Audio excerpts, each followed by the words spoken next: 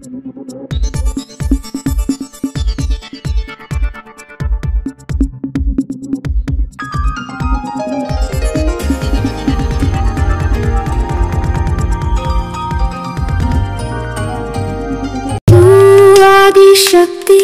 तू जगत जननी, तूच आई जगदंबा, तूच माँ भवानी, तूच माता दुर्गा, तूच पाप विनाशिनी। माँ दुर्गे माँ दुर्गे माँ दुर्गे, नव दुर्गा नव दुर्गा नव दुर्गा। तू वैद्या जीवदायिनी, तू रक्षक वरदी धारिणी, तू अधिवक्ता न्यायदायिनी, तू अभियंता निर्मायिनी, तू समझ सेवी करुणमयी, तू राजनीति ज्ञा, तू गुरु विद्यादायिनी, तूच माता तूच गृहिणी। माँ भवानी माँ दुर्गे नव दुर्गे नव दुर्गे।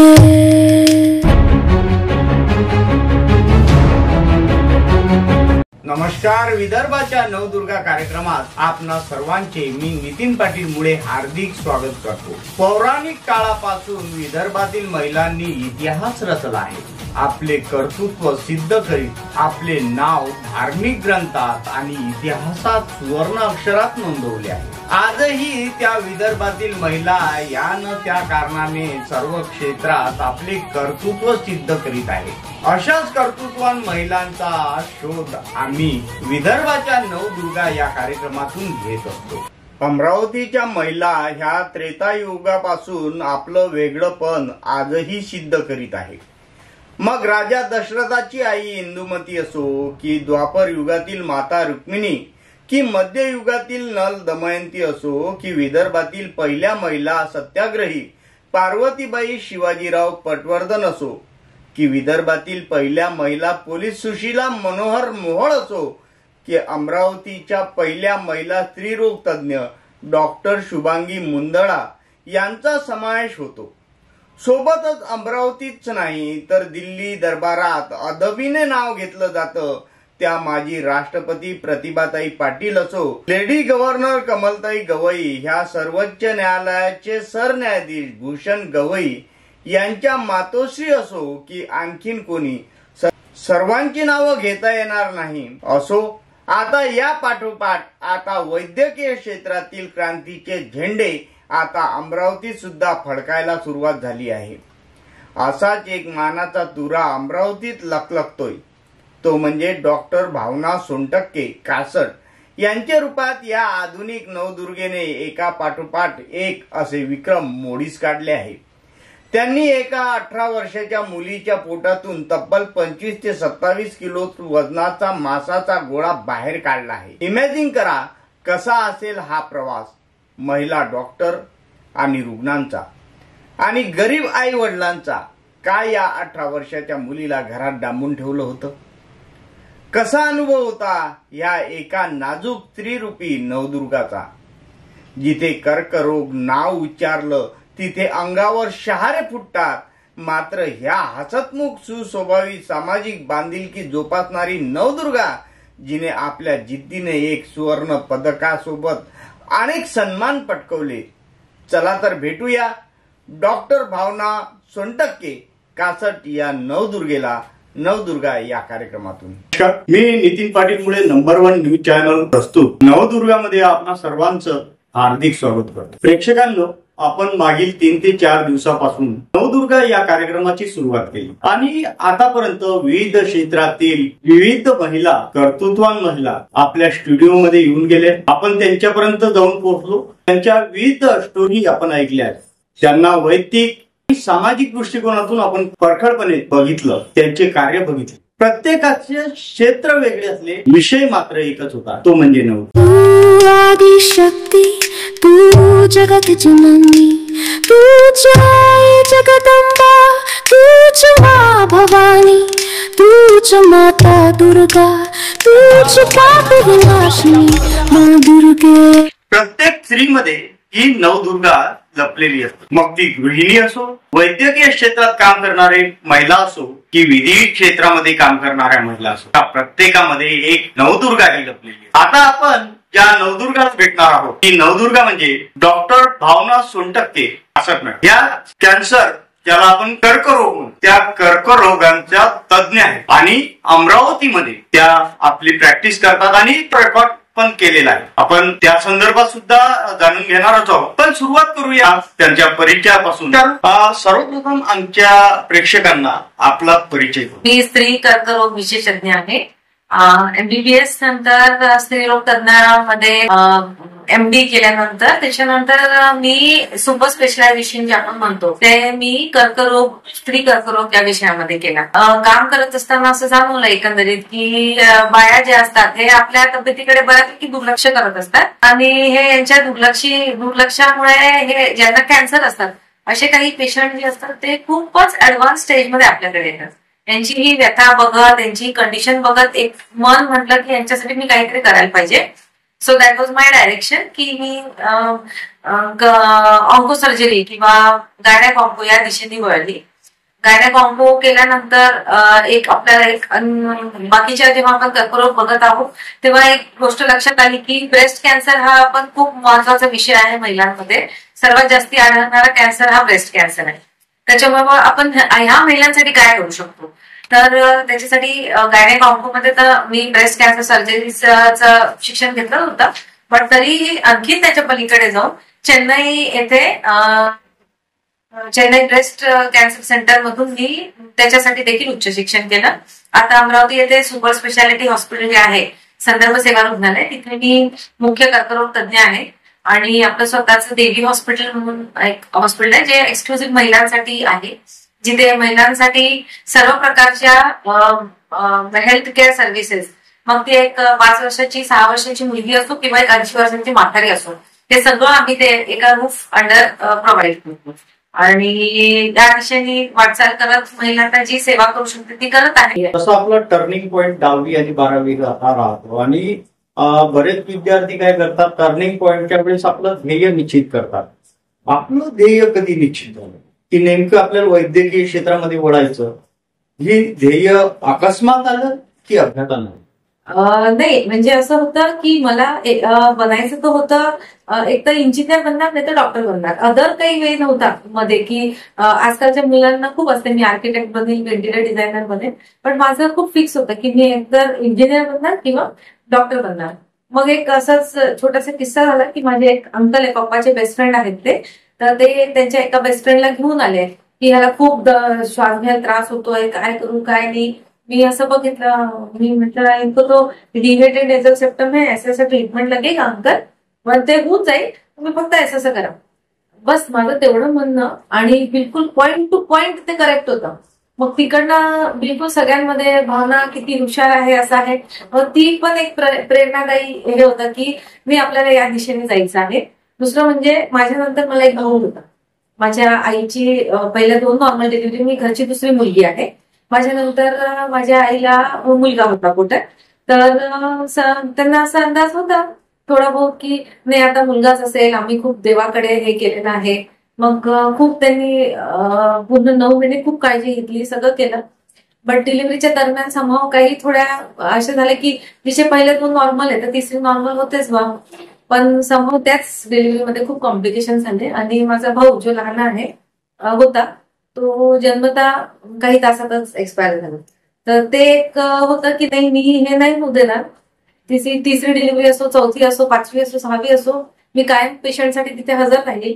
मग ते एक होतं ज्यांनी मला सांगितलं की वैद्यकीय तर ठीक आहे बट मला महिलांसाठी काम करायचं आहे. तर तिकडनं एक दिशा डिसाईड झाली की मला गायनेकोलॉजिस्ट बनायचं आहे आणि मग त्या दिशेने पुढे वाटचाल होत गेली. आता असं म्हणतात की यशस्वी पुरुषामागे यशस्वी स्त्री असते, यशस्वी स्त्री मागे पुरुष असते, तर तुमच्या मागे कोण?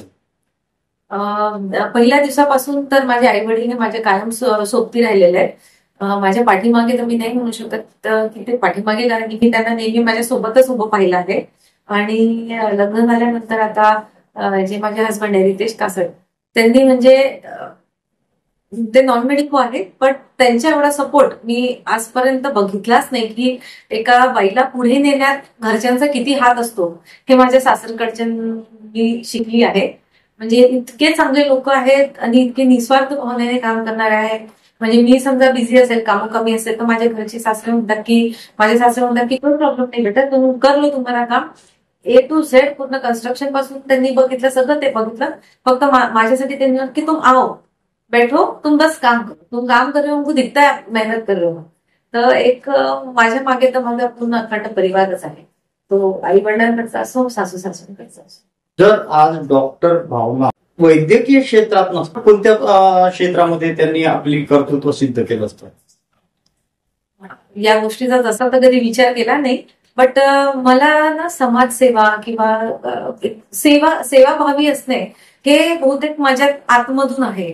तर मी समजा का डॉक्टर नसती तर मी कदाचित कुठल्याही अशा क्षेत्रात असते जिथे मी समाजाला काहीतरी देऊ शकेन. ते मग कदाचित टीचिंग प्रोफेशन असेल किंवा असं काही असेल की जिथे मला काहीतरी समाजाला एक देणं आहे. ते प्रिन्सिपल वाईज असो, एज्युकेशन वाईज असो, किंवा माझा हाताने दिलेला हेल्प असो, काहीही असो. मे बी टीचर और something like that, not very sure. पण शिक्षणामध्ये आपल्याला काही अडचणींना सामना करावा लागला का, किंवा असे काही आपले अनुभव आहे की जे आनंददायी असू शकतात किंवा अडचणीचे वाटतात? शिक्षण ओव्हरऑल पूर्ण खूपच चांगलं होतं.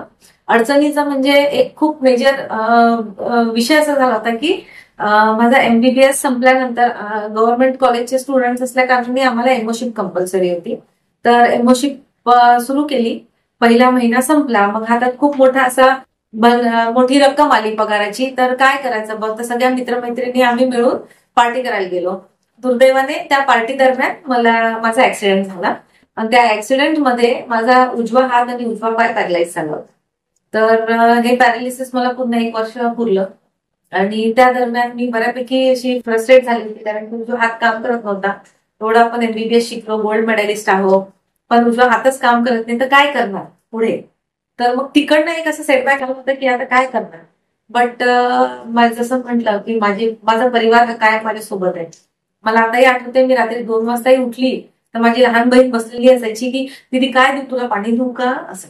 आणि मग घेऊन जाणे, एक्सरसाइज करवणे. माझा हात, माझा पाय रिकवर व्हायला पूर्ण 1 वर्ष लागला. आणि त्याच्यानंतर मग मी पुढचं शिक्षण कंटिन्यू केलं आणि आज मी एक चांगली सर्जन आहे आणि तुमच्या समोर आहे. तर तेव्हा हा जो मधला पिरियड होता, तेव्हा मला थोडंसं असं वाटत होतं की आपण शिक्षण खरंच पुढे कंटिन्यू करू शकू की नाही. बट देवाच्या कृपेने आणि घरच्यांच्या साथीमुळे आणि माझी स्वतःची जिद्द पण होती त्यात तेवढीच की नाही, हे करायचंच आहे. तिथे आपण हार मानायची नाहीये. मग ती कुठल्याही सिच्युएशन असो, हार ही कुठल्याही सिच्युएशन मध्ये मानायची नसते. देवाने याच्यासाठी नाही बनवलंय आपल्याला, देवाने आपल्याला पुढे जायला बनवलं आहे. तर ही जिद्द मनात ठेवून काम केलं, हात रिकवर केला, पाय रिकवर केला आणि आज मी पूर्णपणे 100% सगळ्या सर्जरीज ह्या साध्याने तेवढ्याच यशस्वीरित्या. आपण साधारणतः जर विचार केला, वैद्यकीय क्षेत्र आणि इंजिनिअरिंग क्षेत्र हे खूप नावाजलेलं क्षेत्र. कोणाला पण वैद्यकीय क्षेत्रात जायला आवडेल, परंतु कर्करोग म्हटलं तर अंगावर शहा येतात. आणि या सेक्टरमध्ये तुम्ही वळलात, त्याबद्दल तुम्हाला काय, त्यावेळेची तुमची काय भावना होती, तुम्हाला काय होतं? कॅन्सर म्हटल्यानंतर खरंच अंगावर काटे येणारा शब्द आहे. म्हणजे तुम्हाला असं वाटतं की कॅन्सर म्हणजे बस आता जीवन हे संपलं आहे, आता बस माझे काही शेवटचे दिवस राहिले आहेत असं. तर अशी काही कॅन्सरची पेशंट माझी खूप एक चांगली पेशंट होती. तिला मी खूप मेहनतीने, तिला म्हणजे तिला प्रेग्नेन्सी राहत नव्हती, तिला खूप मेहनतीने आम्ही प्रेग्नेन्सी करायला हेल्प केली होती. तिला सुदैवाने तिला मूल राहिलं देखील. बट पूर्ण 9 महिने तिला गरोदर असताना देखील कंटिन्यू थोडं ब्लिडिंग चालू होतं. म्हणून तपास केला असता तिला गर्भपिशवीच्या तोंडाचा कॅन्सर आढळला. तर तो एक विषय असा होता की मग अशा वेळेला काय करायचं. तेव्हा अमरावतीत काही सोयी उपलब्ध नव्हत्या. तर काही झालं तर मग नागपूरला पाठवा पेशंट. तर that was a turning point, जे मला विचार करायला भाग पडलं की इथे काय करू शकतो आपण. आणि तिकडनं मी कॅन्सर ट्रीटमेंट किंवा कॅन्सरसाठी स्पेशालिटी या दिशेने वळली आणि प्रयत्न करत आहे, जेवढी माझ्याकडनं होईल तेवढी सेवा करू शकेल.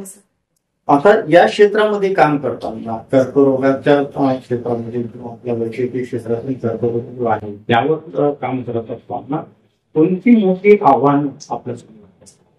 सर्वात मोठं आव्हान तर हेच आहे की आपल्या महिला ज्या आहेत त्या बिलकुलच जागरूक नाही. म्हणजे आम्ही जागरूकता कुठल्या दिशेने कशी पसरावी याच्यासाठी आम्ही खूप म्हणजे खरंच मेहनत घेतो. सर्वात मोठं आव्हान हेच आहे की महिला हे आपल्या तब्येतीकडे लक्षच देत नाही. ते सगळ्यांच्या तब्येतीकडे लक्ष देतील. नवरा आहे, सासू सासरे आहे, मूलबाळ आहे, सगळ्यांसाठी मेहनत करते. पण स्वतःसाठी जेवण करायची पाळी येईल, ठीक आहे बघू ना, थोडं पांढरं पाणीच तर चाललंय, जास्त काही नाही आहे, ठीक आहे एकदाच तर ब्लीडिंग झाला अंगावरती, काही प्रॉब्लेम नाही. म्हणजे हे जे दुर्लक्ष करण्याची ऍटिट्यूड आहे किंवा हे जे महिला आहेत की ज्यांना ना स्वतःबद्दल काहीच नसते. आता रिसेंट मध्ये मी एका ठिकाणी गेली होती लेक्चरसाठी.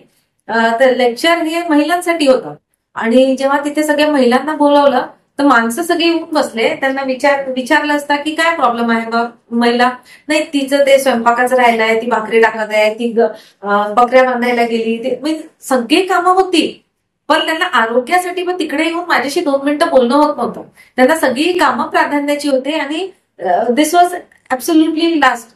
सो हे जे आहे एक अवेअरनेस वाढवणं हे सर्वात मोठं आव्हान आहे, स्पेशली कॅन्सर ट्रीटमेंटमध्ये, ज्या दिशेने खरंच प्रयत्न करायला पाहिजे सगळ्यांनी मिळून. आता तुम्ही साधारण जेव्हा चर्चा करताना ग्रामीण भागाचा जास्त वापर करण्यात आला, आरोग्याच्या संदर्भात जर विचार केला ग्रामीण आणि शहरी काय तुम्हाला फरक वाटतो? ग्रामीण आणि शहरी भागांमध्ये सर्वात मोठा फरक एवढाच आहे की जे आपल्या शहरी भागातली लोक आहेत त्यांना हेल्थ सर्व्हिसेस इझिली ऍक्सेसिबल आहेत. त्यांना काही प्रॉब्लेम होतो तर मग ते दवाखान्यात पोहोचू शकतात आणि ते तेवढे सुशिक्षित असल्या कारणाने थोडे अवेअर पण असतात की असा प्रॉब्लेम झाला तर डॉक्टरांकडे जा, तसं प्रॉब्लेम झाला तर डॉक्टरांकडे जा. थोडं अवेअरनेस लेवल चांगलं आहे शहरी भागांमध्ये.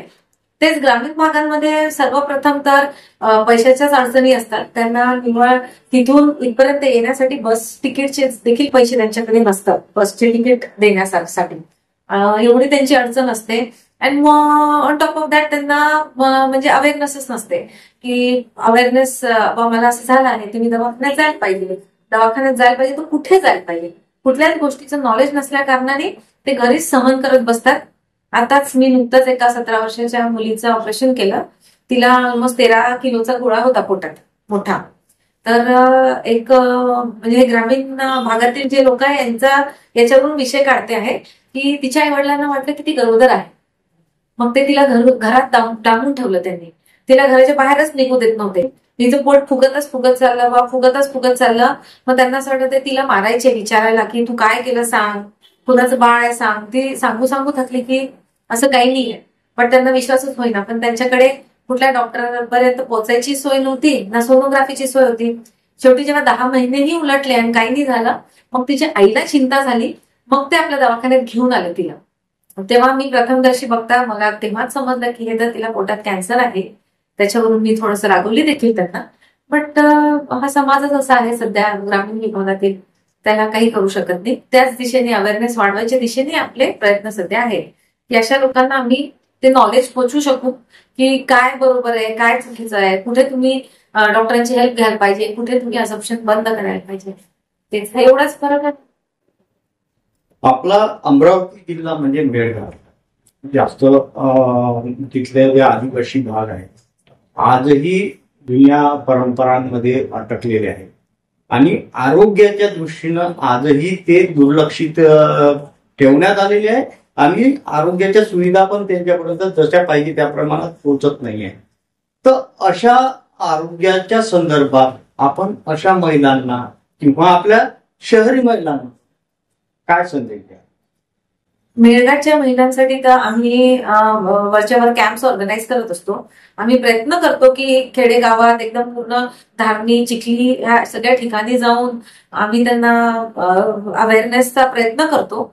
आणि शहरी भागांमध्ये देखील असं नाही आहे की शहरात राहतात ते खूप अवेअर आहे, त्यांच्यासाठी देखील आम्ही कॅम्प्स वगैरे ऑर्गनाईज करतो. सोशल मीडिया आहे, आजकाल प्रत्येकच व्यक्ती इंस्टाग्राम, फेसबुक वापरते, तर त्याच्यावर थोडेसे एज्युकेशनल रील्स टाकायची आम्ही सुरुवात केली आहे.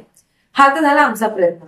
पण महिलांसाठी मी खरंच हा संदेश देऊ इच्छिते की बघा, तुम्ही जर सुदृढ निरोगी आहात तर तुम्ही तुमचा परिवार ठेवू शकता चांगला निरोगी.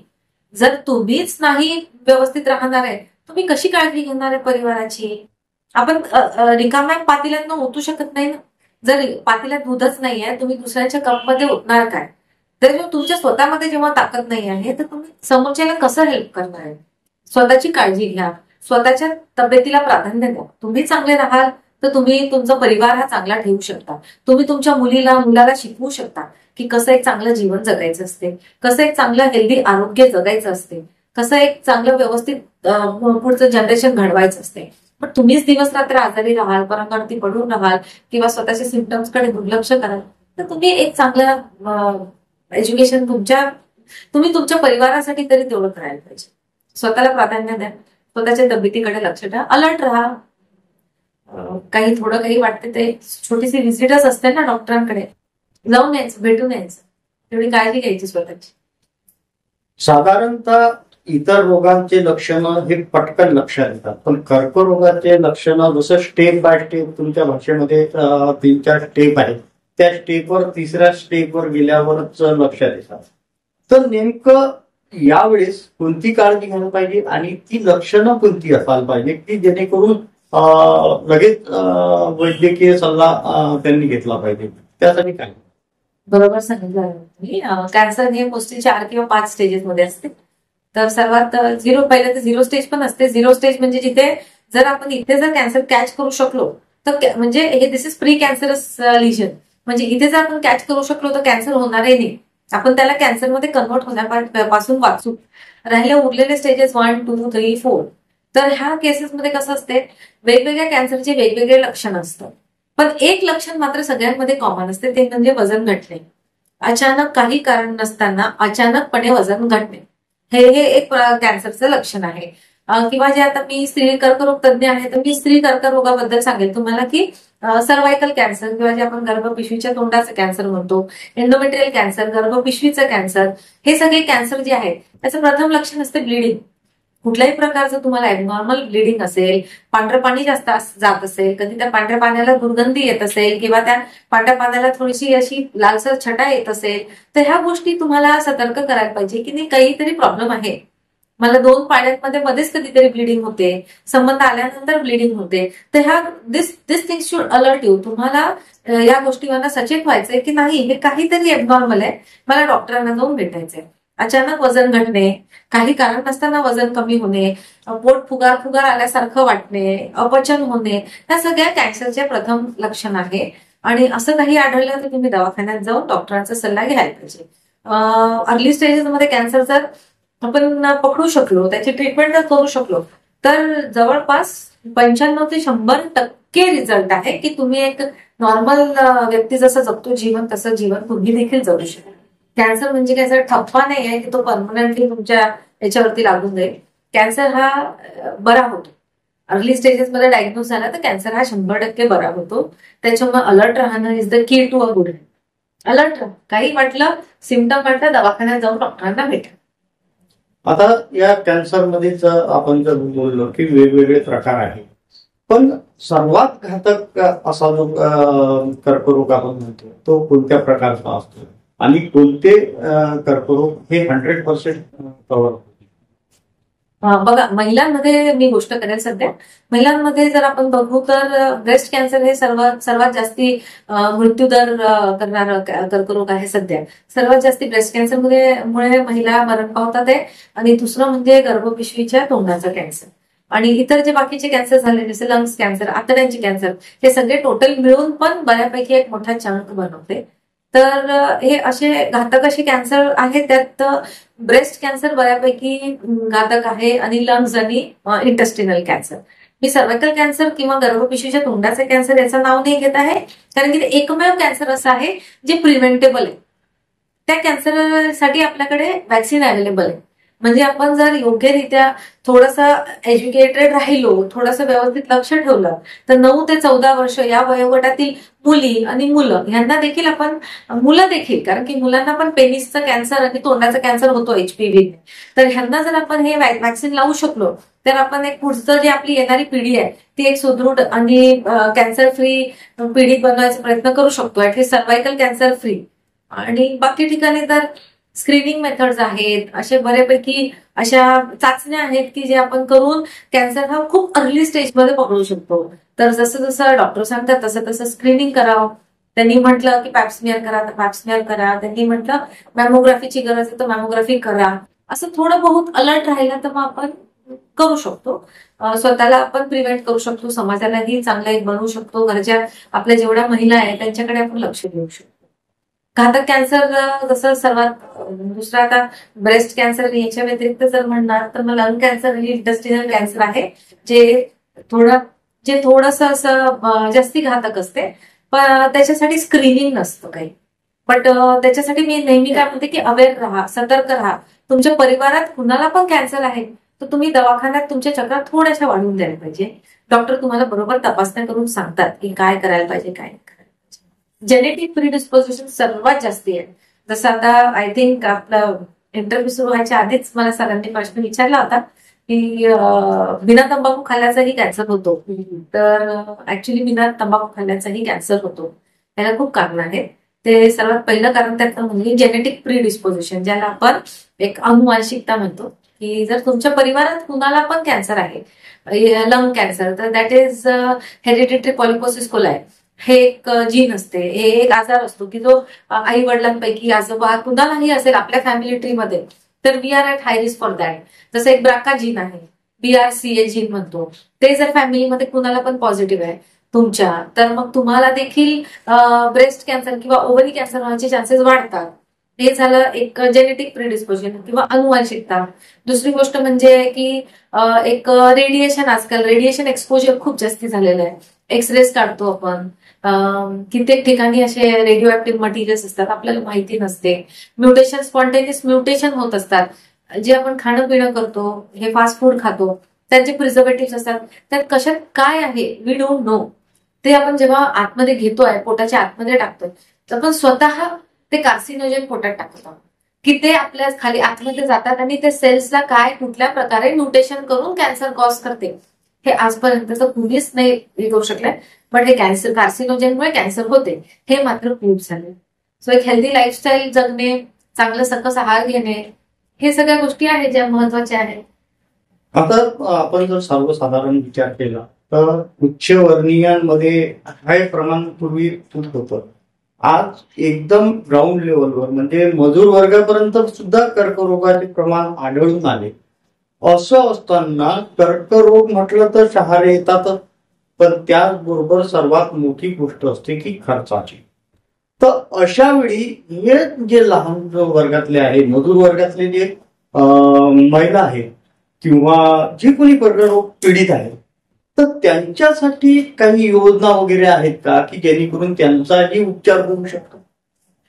हे जे बिलो पॉवर्टी लाईन किंवा BPL जे लोक आहेत, यांच्यासाठी आपल्या माननीय प्रधानमंत्रीजी आणि आपल्या इव्हन महाराष्ट्रात महात्मा ज्योतिबा फुले आणि PMJY म्हणजे prime minister Jan Arogya Yojana, Mahatma Jyotiba Phule Jan Arogya Yojana, MGPJY, PMJY, ह्या सगळ्या अशा वेगवेगळ्या योजना ह्या उपलब्ध आहेत. मी इथे संदर्भ सेवा रुग्णालयात कार्यरत असल्यामुळे इथे जवळपास प्रत्येक येणाऱ्या पेशंटला ह्या योजनेअंतर्गत आम्ही मोफतमध्येच ट्रीट करत असतो. आणि नसला जरी समजा तरी आपले माननीय जे CM साहेब आहेत, त्यांचं ते CM फंड मधनं कधी कधी काही पेशंटचे पैसे रिलीज होतात. आम्ही प्रयत्न हाच करतो की पैसे अभावी कुठल्याही पेशंटला ट्रीटमेंटसाठी आम्ही नकार नाही देत, न काही असो. मी स्वतः एक भावना कॅन्सर ट्रस्ट म्हणून एक ट्रस्ट चालवते. आजपर्यंत आम्ही त्यात डोनेशन घेतले नाहीये. आम्ही स्वतःच्या लेवलवरती असा एखादी पेशंट असेल तर महिन्यात 1 ते 2 ऑपरेशन आम्ही स्वतःच करून देतो फ्री. बाकी government has provided plenty many of services, म्हणजे खूप सोयी करून ठेवल्या आहेत आणि त्याच्यासाठी खरंच आम्ही थँकफुल पण आहोत गव्हर्नमेंटचे. That they have brought in so many योजना. म्हणजे पेशंटला पैशाअभावी आजपर्यंत तरी मला कुणाला नाही म्हणावं लागलं की तुमची ट्रीटमेंट होणार नाही असं. निश्चितच आतापर्यंत आपण आपला वैयक्तिक परिचय जाणून घेतला, आपलं वैद्यकीय क्षेत्रातील कार्य पण जाणून घेतलं. एक मोठा अनुभव तुमचा जो होता की 27 किलोचा जो वजनाचा आपण कर्करोगाचा गोळा काढला आणि तो महाराष्ट्राच्या याच्यामध्ये एक वेगळा उपक्रम होता. महाराष्ट्रात असं कधी झालेलं नव्हतं. त्याला तो अनुभव आपला कसा होता? हा खूपच एकदम ऍक्च्युली अंगावर काटे येणारा अनुभव होता. ही एक दिवस असं चौकडीत बसले असताना एक बाई अशी एंटर झाली, एकदम आदिवासी दिसत होती ती. कोरकू महिला होती, धारणीच्या तिथली. अशी हातात छोटीशी चिठ्ठी होती तिच्या हाती, त्याच्यावर माझं नाव लिहिलं होतं. ती मला शोधत शोधत आली होती. तिची पेशंट होती. ती पेशंटला मागील 6-8 महिन्यापासून हळूहळू पोट वाढत आहे, पोटाचा घेरा वाढत आहे, त्यासाठी ती त्रस्त होती. तिने आता चिखलदऱ्यावरून परतवाडा वगैरे जवळ पडते, तर तिकडे त्यांनी दाखवलं होतं. पण डॉक्टरांचं म्हणणं होतं की काही पोटात पाणी जमा होत आहे, कधी टीबीमुळे असू शकते, कधी लिव्हरची बिमारी असू शकते. तर त्यांनी पोटात सुई टाकून पाणी काढायचा प्रयत्न केला, पण काही केल्या पाणी हे निघत नव्हतं. पण तिचा पोटाचा घेरा हा वाढतच चालला होता. तिला नंतर आता श्वास घ्यायला त्रास व्हायला लागला होता. ती जेव्हा आमच्याकडे आली ती उभी सुद्धा राहू शकत नव्हती. म्हणजे असं वाटत होतं की तिच्या पोटात जवळपास 6-8 तर मुलं असतील, असं एवढं मोठं पोट होतं तिचं. तर ती अशी आली समोर. मात्र तिला बघताच आता, कारण आपल्याला एवढ्या वर्षाचा अनुभव आहे, मी मागील 16 वर्षापासून या क्षेत्रात आहे, तेवढ्या वर्षाचा अनुभव असल्यामुळे तिला बघितल्याबरोबर एक गोष्ट जाणवली की हिला तर कॅन्सर आहे आणि 99% तो अंडाशयाचा कॅन्सर आहे. तर त्या दिशेने आम्ही इन्व्हेस्टिगेशन, तपासण्या, सिटी स्कॅन सगळं चालू केलं. ते केलं असता तिला डाव्या अंडाशयाचं कॅन्सरच निघालं. कॅन्सरचे हॉर्मोन जे CA-125 होतं ते पण बऱ्यापैकी वाढलं होतं आणि आता तिला उपचार म्हणून तिला ऑपरेशन करणं आवश्यक होतं. पण तिचं ऑपरेशन तेवढंच जटिल होणार होतं, कारण की एवढी मोठी तिचं पोट झाल्यामुळे छाती पूर्ण दबली होती, हृदय पूर्ण दबलं होतं, आजूबाजूच्या आतड्या सगळ्या चिपकून गेल्या होत्या. मग अशा वेळेला आम्ही पूर्ण तिचे सगळे जे बेस्ट इन्व्हेस्टिगेशन असतो ते करून तिला विथ ड्यू रिस्क आम्ही याच्यासाठी घेतला असता तिच्या पोटात आम्ही 27 किलोचा गोळा काढला. पूर्ण महाराष्ट्रात हा एकमेव आजपर्यंतची अशी रेकॉर्ड आहे, एवढा मोठा गोळा कुणी काढलेला नाहीये. ते काढल्यानंतर मग त्याच्यानंतर पेशंटची भूक वाढली, पेशंटला बाकी सगळं चांगलं वाटू लागलं, पेशंट नॉर्मल चालू फिरू शकू लागली आणि त्याच्यामुळे मग ती खात पीत थोडी तब्येत व्यवस्थित करत आय थिंक 15व्या-16व्या दिवशी तिचे एक सोडून एक टाकी काढली. मग आणखीन काही 18व्या-19व्या दिवशी तिला सुट्टी केली. सुट्टीच्या दिवशी तिचं वजन 5 किलोनी चांगलं वाढलं, 3 किलोनी चांगलं वाढलं होतं आणि ती चांगली खात पीत हसत हसत घरी गेली. याने की मॅडम तुम्ही होतात म्हणून मी वाचली. यात एक मला गमतीशीर म्हणणार, पण ती गमतीशीर नाहीये. तिच्या ऑपरेशनची तयारी करत असताना आम्ही तिच्या नवऱ्याला सांगितलं होतं की ऑपरेशनसाठी मग तुम्हाला रक्त आणावं लागेल, 2 बॉटल रक्ताची गरज पडेल. तर तिच्या नवऱ्याने आम्हाला म्हटलं, हमको तो डॉक्टर ने बोल दिया है की ये तो मरने वाली है, तो ब्लड ला की क्या करेंगे. सो म्हणजे आम्ही 2 मिनिट आधी त्याच्या चेहऱ्याकडे बघत होतो की आप सच में ब्लड नहीं लाओगे. बोले नहीं, हमको डॉक्टर ने बोल दिया कि ये कुछ नहीं होगा अब इसका. तो ठीक है ना, बोले 2 बच्चे हैं उनको हम संभाल लेंगे ते सर. तर आम्ही त्यांना म्हटलं ठीक आहे, काही प्रॉब्लेम नाही. ब्लड देखील आम्हीच अरेंज केलं आणि जाताना शेवटी ते दोन्ही लोक आमच्या पाया वगैरे पडून गेले की त्यांना असं त्यांचं अश्रू आवरेना त्यांचं. म्हणजे तो एकदम वेगळा इमोशनल सीन होता. ते खूपच इथे टच होणारा तो माहोल होता. बट हा, हे एक तुरा आहे माझ्या याच्यात पेट्यामध्ये की मी ही सर्जरी करून त्या पेशंटला एवढं चांगलं घरी पाठवू शकतो. हा जो अनुभव होता खूपच विचार करण्यासारखा अनुभव होता. एवढा मोठा गोळा पोटामध्ये असणे म्हणजे एक नवजीवन त्यांना मिळालंच आहे.